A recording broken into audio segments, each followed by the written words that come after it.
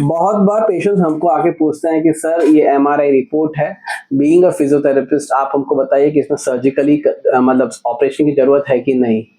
लेकिन मोस्टली हम 95% 90% केसेस में जनरली सर्जरी की कोई ज़रूरत नहीं होती है। बॉडी में हीलिंग मैकेनिज़्म खुद का है और अपने आप कंजर्वेटली आप स्पाइन सर्जरी से बच सकते हैं। अगर आपके स्पाइन के एमआरआई आपको उसके देखने के बाद आपको क्लिनिकली कोरिलेशन करना बहुत ज़रूरी है और आपको सर्जरी की ज़रूरत है कि नहीं, ये पूरा वीडियो आप देखेंगे तो आपको मालूम पड़ जाएगा। यूजुअली जब भी हम एमआरआई आफ्टर 40-45 करते हैं तो फिर कुछ चेंजेस आर वेरी कॉमन। जैसे क्या है कि डिस्क का थोड़ा सा बाहर आ गया है, लेकिन उसके कारण नर्व इम्पिंचमेंट हो रहा है कि नहीं, क्लिनिकली आपको चेक करना बहुत ज़रूरी है। तो उसके लिए कुछ टेस्ट और कुछ क्लिनिकली चेक करना ज़रूरी है, जो हम अभी आज डेमोन्स्ट्रेट करेंगे। और वो अगर उस डेमोन्स्ट्रेशन के बाद हम लास्ट में फाइनलाइज करेंगे कि आपको उस सिम्टम्स के बाद सर्जरी की ज़रूरत है कि नहीं है। तो फर्स्ट थिंग जो आप क्या देखेंगे जब आपके पास पेशेंट्स आपको अगर कोई नर्व इम्पिंचमेंट है, तो पहला हम देखते हैं कि जनरली वॉकिंग पैटर्न से हमको आधी चीज़ मालूम पड़ जाती है। जिस तरह से पैर के बैलेंस मालूम पड़ जाता है, पैर में स्ट्रेंथ कैसा है, टोज के एंकल के सराउंडिंग मसल्स के स्ट्रेंथ कैसा है, तो ये बहुत इंपॉर्टेंट है। तो फर्स्ट थिंग आप कैसे क्या चेक करेंगे? फर्स्ट थिंग हम देखेंगे टो वॉकिंग, कि वो आप टो पे चल पा रहे हैं कि नहीं। इससे हमको मालूम पड़ जाएगा कि आपके L5S1 में अगर ये प्रॉब्लम होती है तो जनरली टो वॉकिंग डिफ़िकल्ट हो जाता है। तो ये एक आपके लिए। इसी तरह से हम हील वॉकिंग ट्राई करेंगे। तो यस, इससे आपके अगेन यही चीज़ है कि आपको फुट में कोई वीकनेस है कि नहीं, या फ्लैट आपको फुट ड्रॉप हुआ है कि नहीं because of nerve involvement. And second thing, इसके साथ आपका टेंडन वॉकिंग, एक लाइन पे आपको चलना है। इससे मालूम पड़ेगा कि आपका बैलेंस कैसा है। और लास्ट में जो आप टेस्ट कर सकते हैं, रोम्बक साइन, जिसमें आपको इस जगह पे खड़े हो जाना है, हाथ को क्रॉस रखना है और फिर आंख बंद करके खड़े रहना है। आपको देखना है कि आप थोड़ा पैर दोनों इकट्ठा कर दो साइड में बरफ, यस, और इस तरह से आपको खड़े रहना है। तो इससे क्या है कि अगर कोई आपके पोस्टीरियर नर्व इन्वॉल्वमेंट है तो सेंसरी अटैक्सिया कभी कभी होता है, जिसमें B12 डेफिशिएंसी, लेकिन ये भी न्यूरोलॉजिकली है, तो आप ये चेक कर सकते हो कि इसके कारण है कि नहीं है। तो ये कुछ टेस्ट जो आपको सेल्फ आइडेंटिफाई करना चाहिए कि ये आपको तकलीफ हो रही है कि नहीं। उसके बाद आपको अपने स्पाइन की मूवमेंट चेक करनी है। जैसे हम यूजुअली आगे फॉरवर्ड बैंड होना है और फिर ये बैंड होते हुए देखना है कि पैरों में झंझनाटियाँ हो रही हैं कि नहीं। लोकलाइज पेन होना कोई बड़ी बात नहीं है, लेकिन पैरों में झंझनाटी हो रही है कि नहीं, तो ये फॉरवर्ड बेंडिंग से इंडिकेट होगा। आप जब पीछे जाना है और पीछे जाके देखना है कि इसमें कोई पेन आ रहा है कि नहीं। इसी तरह से आपको साइड बैंड करना है और अपने नी के नीचे जाना है। इस तरह से आप दोनों साइड जाके देखना है। तो अगर ये मूवमेंट्स आपके पेन फ्री, इस मूवमेंट से आपको मालूम पड़ जाएगा कि अगर आप जैसे इस साइड आप जा रहे हैं और इस एरिया में पेन आ रहा है तो ये मस्कुलर पेन हो सकता है। पर जब आप इस साइड न्यूरोलॉजिकल पेन आ रहा है या झंझनाटी हो रही है तो फैसेट इन्वॉल्वमेंट और ये हो सकता है।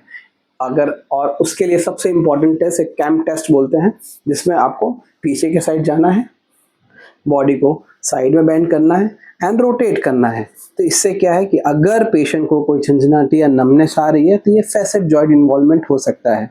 तो ये कुछ टेस्ट आप अपने आप सेल्फ भी खड़े होकर चेक कर सकते हैं, जिससे आपके मूवमेंट से ही मालूम पड़ जाएगा कि पेन आपको मूवमेंट के साथ आ रहा है कि नहीं। लेकिन अगर पेन लोकलाइज है, स्ट्रेचिंग है, तो these are all muscular pain, जो जनरली आप रेगुलर वो मूवमेंट्स करते नहीं है, इसके कारण वो टाइटनेस के कारण हो सकता है। पर अगर झंझनाटी या नमनेस नहीं आ रही है, दैट मीन्स आपका ये न्यूरोलॉजिकली पेन नहीं है, आपको कोई ज़रूरत नहीं है सर्जरी की।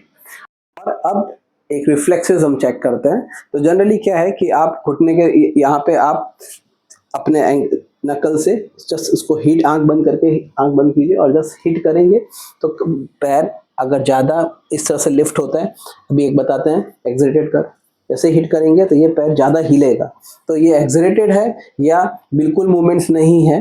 तो ये जनरली क्या होता है कि जब भी आप रिफ्लेक्स दोगे तो स्लाइट मूवमेंट होगा लेकिन एक्सरेटेड नहीं होगा, तो ये नॉर्मल है। तो ये कुछ रिफ्लेक्सेस हैं जो आपको चेक करना चाहिए।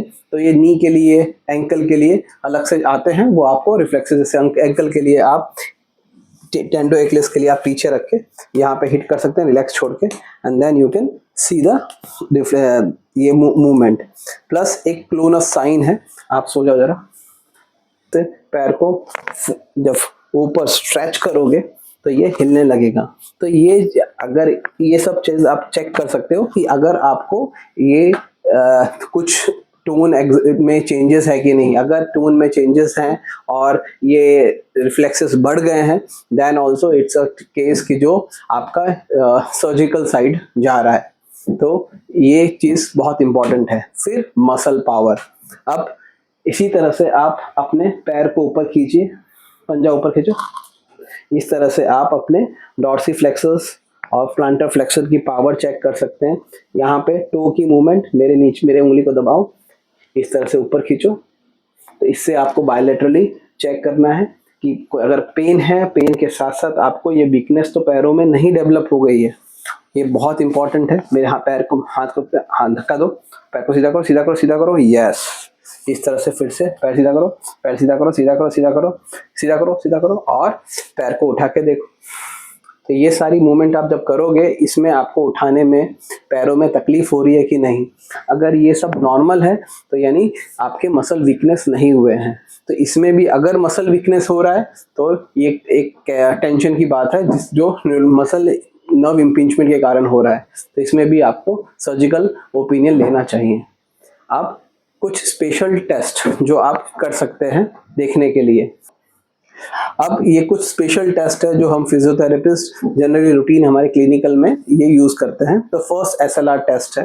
जैसे एसएलआर टेस्ट, आपको पेन इस पैर में है तो हम जनरली इसको पैसिवली पैर को उठाते हैं और पूछते हैं कि पेशेंट को कि कोई झंझनाटी या नमनेस पैरों में हो रही है कि नहीं। ये जनरली 30 to 70 के बीच में, ये आइडियली पेन लंबर स्पाइन में अगर हर्निएशन है या डिस्क बल्ज है तो ये 30 to 70 के बीच में pain sharp shooting patient complain करता है।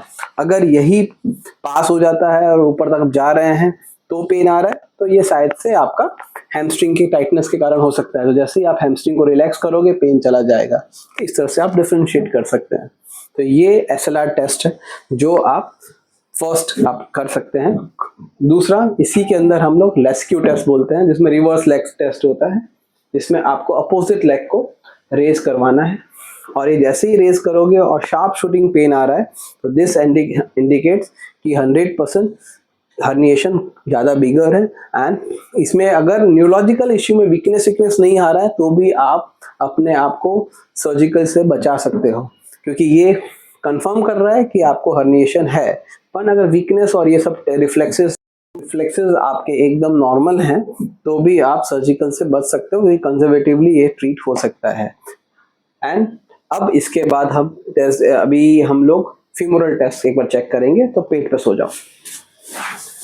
फीमोरल टेस्ट जनरली हम लोग फीमोरल नर्व जो है L1 L2 से निकलती है एंड L3, तो जनरली वो इंटीरियर थाइस को सप्लाई करती है, आगे के एरिया को। तो अगर वो पेशेंट को, अगर आपको आगे के पैरों में पेन नमनेस है तो ये एक टेस्ट है जो आप कर सकते हैं। तो ये जनरली हम कैसे करते हैं कि इसी पोजीशन में आपको पेट पे सो जाना है और पैर को 90 डिग्री मोड़ना है। अब जनरली इसमें क्या है कि अगर कॉर्ड्स आपके टाइट होंगे तो थोड़ा ये आपको स्ट्रेच फील होगा, पर इसी पोजीशन में आपको आपके पेल्विस को सपोर्ट देना है। एंड जैसे ही आप इसको उठा रहे हैं और पैर को थोड़ा फ्लेक्स कर रहे हैं, इसमें अगर शार्प शूटिंग पेन आगे के साइड में आ रहा है तो ये टेस्ट पॉजिटिव है आपके फीमोरल नर्व के लिए, राइट। पर ये भी इजीली कंजर्वेटिवली ट्रीट हो सकता है, राइट। अगर इसके साथ अगर आपको एक बार बैठ जाइए, चालू एक बार, ओके। इसी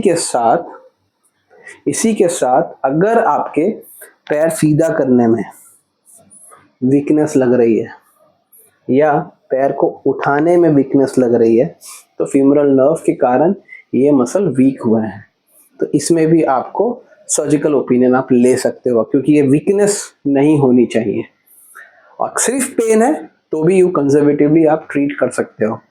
एंड नाउ एक स्लम टेस्ट जो बहुत इंपॉर्टेंट टेस्ट है, तो ये भी हम लोग जनरली साइटिका नर्व के लिए करते हैं। हाथ को पीछे पकड़ लेना है, आपको इस तरह से बैठ जाना है, नेक को चिन टक कर दबाना लगाना है, पेट को अंदर खींचना है एंड पैर को सीधा करना है। और जैसे ही आप ये टेस्ट करेंगे और पंजे को अपने साइड खींचेंगे तो शार्प शूटिंग पेन अगर आपके पैर में आ रहा है तो दिस शोज कि ये आपका ये डिस्क हर्निएशन के कारण है। तो ये कुछ टेस्ट हैं, ये कुछ टेस्ट हैं जो आप कर सकते हैं। द टेस्ट जो भी मैंने बताए हैं, ये टेस्ट आपको सिर्फ इंडिकेट करने के लिए, क्योंकि आपके जो एमआरआई के रिपोर्ट के साथ ये टेस्ट मैच हो रहे हैं कि नहीं।